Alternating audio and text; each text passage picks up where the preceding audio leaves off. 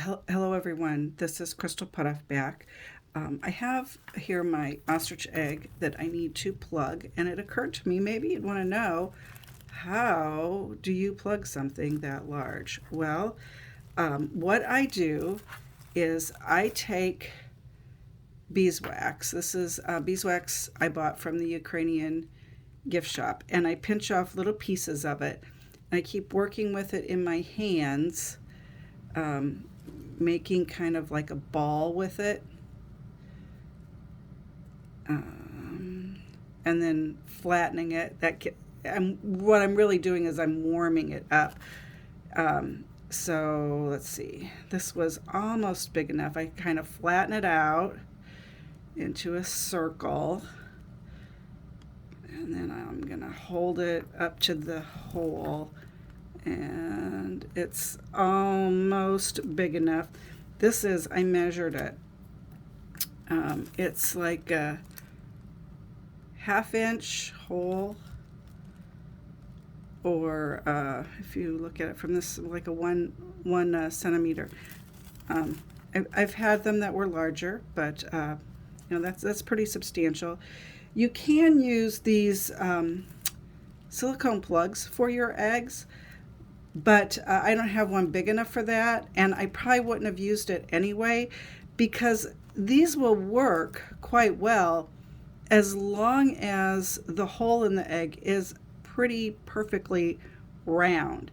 If it's not round, the silicone, it's got a little give to it, so it'll compensate for some of that, but it might not compensate for all of it, and then you're going to get the issue where you get the dye or etching solution inside the egg, and you have the mess. So, okay, here I have this, and it is big enough for the egg. So, well, wait a minute. There's a little gap there. Let's see. Reposition it. Okay. So that is pretty much covered up. Now I am going to take my kiska, and I am using a heavy tip, and I'm going to go around, and I'm kind of using the side of it, and I'm going to weld this with the wax, is kind of how I think of it. I'm going to weld that onto it, right like that. So if you're wondering, yes, this will, where that wax is, that part's not going to get etched. That part won't take the dye. That part will be on the bottom. If it really, really, really, really bothers you when you're all done, you could paint it, or you could drill it out. I probably wouldn't do that because I would be worried about it breaking the egg that I just finished. Most of the time, depending on how much there is, I usually just leave it. Sometimes I'll paint it. Kind of depends on how it incorporates into the design. Okay, and then I kind of go over it even with the side of it and just kind of make sure it's all sealed. Now I will look at that again with my magnifying glass and make sure I got it very well.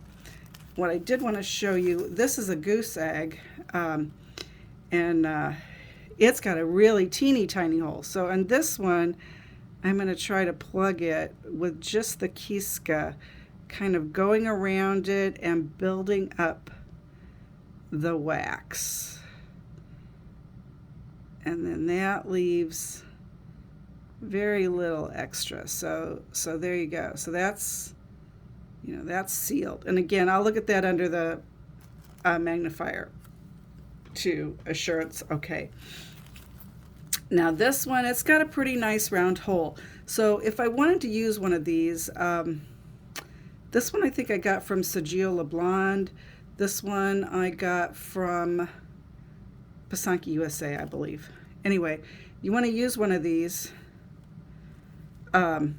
You put it into the eggshell, and then you got to push it in there. I usually give mine a little bit of a twist. And then, I'm holding it, making sure it's in there good. And then when you take it out, you want to be careful because the eggshell is going to be wet, so you don't want to just rip it out. I usually slowly twist mine out to get out the plug in there. I've had really good success doing that. On the eggshells that are thinner, like a quail or chicken, if you're not careful pulling this out, you could break the eggshell around there. So just, be aware of that if you do decide to use these. I do both. I plug them and with the wax and this.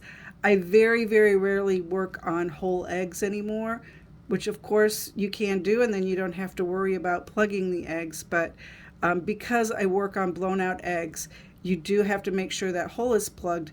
Otherwise, you get dye inside, and then it will come seeping out through the pores. You'll get blotches. It will, most likely will not be what you want unless you wanted a snow effect.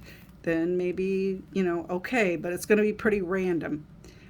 I would look for a snow effect a different way if it were me. Anyway, so this is how I do this. Hope that helps when you get ready to plug the holes or etch an egg. Thanks for watching.